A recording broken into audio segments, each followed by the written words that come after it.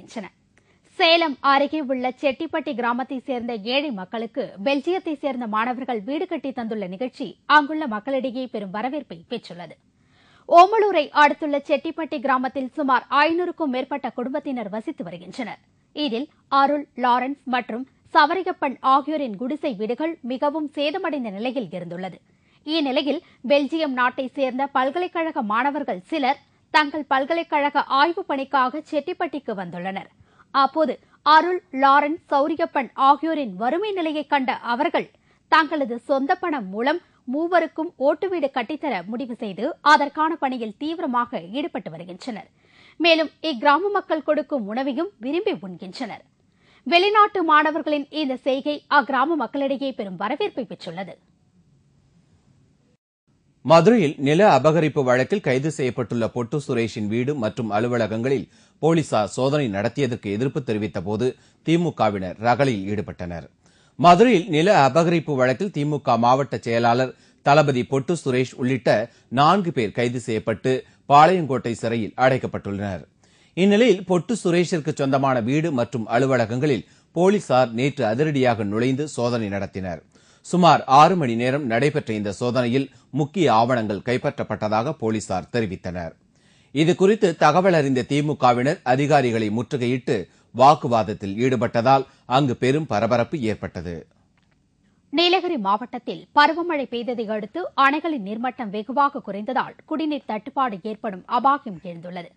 நீலகிரி மாவட்டத்தில் உள்ள குன்னூர், ஊட்டி, கோத்தகிரி மற்றும் கூடலூர் பகுதிகளில் கடந்த ஆண்டை விட இந்த ஆண்டு தென்மேற்கு பருவமழை வெகுவாக குறைந்ததை அடுத்து அங்கு விவசாயம் பாதிக்கப்பட்டுள்ளது. இங்குள்ள அணைகளில் மட்டுமின்றி கிணறு, குளம் ஆகியவற்றிலும் நீர் ஆதாரம் வெகுவாக குறைந்து வருவதால் குடிநீர் தட்டுப்பாடு ஏற்படும் அபாயம் எழுந்துள்ளது. தொடர்ச்சியாக மலைப்பகுதிகளில் வெட்டப்படும் மரங்கள் மற்றும் மாறிவரும் பருவநிலை காரணமாக இந்த நிலை ஏற்பட்டுள்ளதாக சுற்றுச்சூழல் ஆர்வலர்கள் கவலை தெரிவித்துள்ளனர். இதற்கிடையே கடலூரில் வழக்கத்திற்கு மாறாக நேற்று மாலை 7 மணி முதல் இடியுடன் கூடிய கனமழை பெய்தது. சுமார் 1.5 மணி நேரம் பெய்த இந்த மழையில் சாலைகளில் வெள்ள நீர் ஓடியது.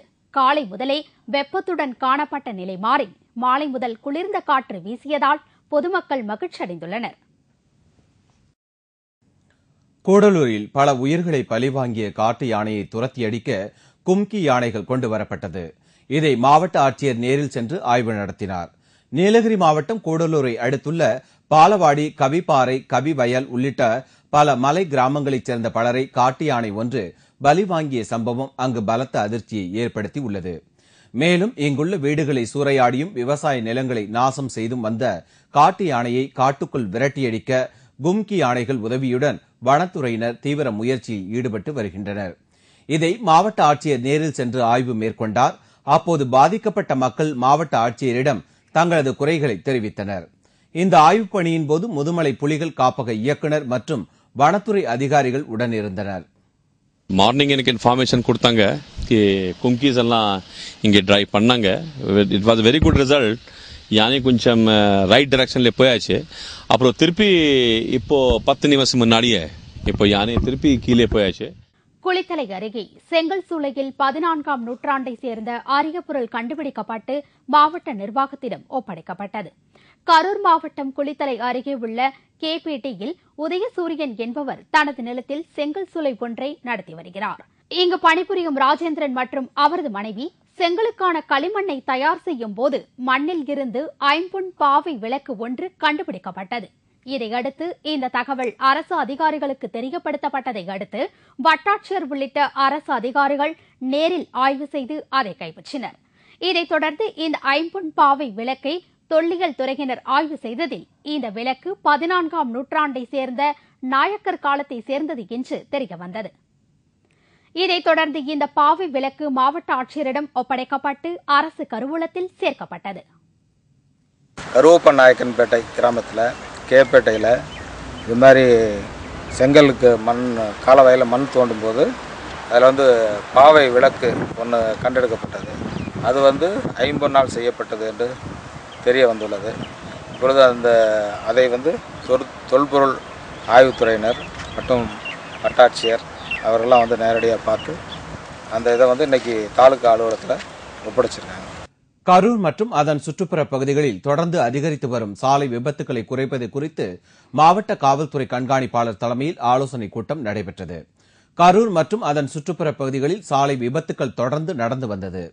சாலை விபத்தை கட்டுப்படுத்த மாவட்ட காவல்துறை கண்காணிப்பாளர் நாகராஜன் தலைமையில் ஆலோசனைக் கூட்டம் நேற்று நடைபெற்றது. கூட்டத்திற்கு பின்னர் செய்தியாளர்களை சந்தித்த திருச்சி மத்திய மண்டல காவல்துறை அதிகாரி மாகாளி, நில மோசடி சம்பந்தமாக விசாரணை நடத்த காவல்துறையில் தனிப்பிரிவு அமைக்கப்பட்டுள்ளது என்றும், மேலும் குடிபோதையில் வாகனங்களை ஓட்டிச் சென்றதாக கரூரில் 960 பேர் மீது வழக்கு பதிவு செய்யப்பட்டுள்ளதாகவும் தெரிவித்தார். திருப்பூரில் 2010-2011 ஆண்டுக்கான அறிவியல் ஆய்வு விருது வழங்கும் நிகழ்ச்சி நேற்று நடைபெற்றது.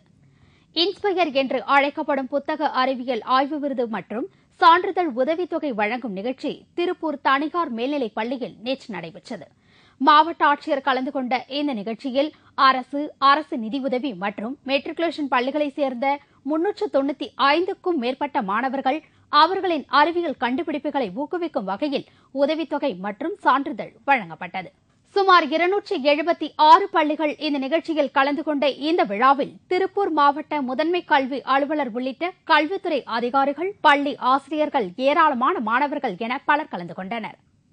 குழித்துறையில் ஆண்டுதோறும் நடைபெறும் வாவுப்பள்ளி பொருட்காட்சி திடலை கன்னியாகுமரி மாவட்ட ஆட்சியர் பொதுமக்களின் பார்வைக்கு திறந்து வைத்தார்.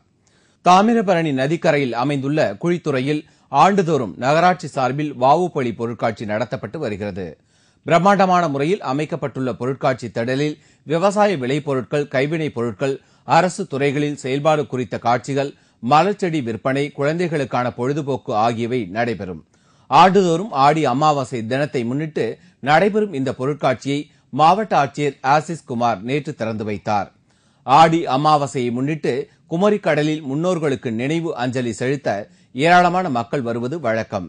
அவ்வாறு வரும் மக்கள் இந்த சுற்றுலா பொருட்காட்சியை காண பெரிதும் விரும்புவர் என்பதால் இதற்கான ஏற்பாடுகளை அதிகாரிகள் சிறப்பாக செய்துள்ளனர். பொள்ளாச்சியில் சட்டவிரோதமாக பதுக்கி வைக்கப்பட்டிருந்த 650 லிட்டர் ரேஷன் மண்ணெண்ணெயை குடிமைப்பொருள் வழங்கல் அதிகாரிகள் பறிமுதல் செய்தனர். பொள்ளாச்சியில் ரேஷன் மண்ணெண்ணெயை விலைக்கு வாங்கி கள்ளச்சந்தையில் அதிக விலைக்கு விற்பனை செய்து வருவதாக குடிமைப்பொருள் வழங்கல் அதிகாரிகளுக்கு தகவல் வந்தது. இதையடுத்து அதிகாரிகள் சம்பவ இடத்திற்கு சென்று அதிரடி சோதனை நடத்தினர். அப்போது அங்கு பதுக்கி வைக்கப்பட்டிருந்த சுமார் 650 லிட்டர் ரேஷன் மண்ணெண்ணெய் பறிமுதல் செய்தனர். இதுகுறித்து காவல்துறையினர் வழக்கு பதிவு செய்து வீட்டின் உரிமையாளர் மற்றும் கடத்தல் கும்பல் குறித்தும் விசாரணை மேற்கொண்டு வருகின்றனர். காலையில் ரகசிய தகவல் வந்த பேரில் இங்கே சீமனை பதுக்கி வச்சிருக்கிறதா சோழேஸ்வரம்பட்டியில் வந்த பேரில் நான் வருவாய் கோட்டாட்சியர் உத்தரவு வாங்கிட்டு இங்கே இந்த இடத்த பார்த்தப்போ 12 கேன், சின்ன கேனில் மண்ணெண்ணெயும் ஒரு ட்ரம் பேரல் சீமனை இருந்தது. அது யார் வச்சுருக்காங்கன்னு கண்டுபிடிச்சிட்ருக்குறோம். அநேகமாக இது கள்ளத்தனமாக எடுத்துகிட்டு விற்கிறதுக்காக உபயோகப்படுத்திட்டு இருக்காங்க இடத்தேன்னு சொல்லுது. வானூர் அருகே முந்திரி தோப்பில் வாலிபர் ஒருவர் தீயில் எரிந்த நிலையில் பிணமாக கிடந்தது அந்த பகுதியில் பெரும் பரபரப்பை ஏற்படுத்தி உள்ளது. விழுப்புரம் மாவட்டம் வானூர் அருகே உள்ள இடையசாவடி என்ற கிராமத்தில் ஏராளமான முந்திரி தோப்புகள் உள்ளன. இங்குள்ள முந்திரி தோப்பு ஒன்றில் வாலிபர் ஒருவர் பிணம் தீயில் எரிந்த நிலையில் கிடப்பதாக கிராம நிர்வாக அதிகாரிக்கு தகவல் கிடைத்தது. இதையடுத்து அவர் ஆரோவில் காவல் நிலையத்தில் புகார் செய்தார். போலீசார் சம்பவ இடத்திற்கு சென்று கொலை செய்யப்பட்ட அந்த வாலிபரின் உடலை கைப்பற்றி வழக்கு பதிவு செய்தனர். கொலை செய்யப்பட்டவர் யார் என்பது குறித்தும் கொலையாளிகள் குறித்தும் காவல்துறையினர் தீவிர விசாரணை நடத்தி வருகின்றனர். மர்மமான முறையில் நடந்துள்ள இந்த கொலை இடையசாவடி கிராமத்தில் பரபரப்பை ஏற்படுத்தி உள்ளது.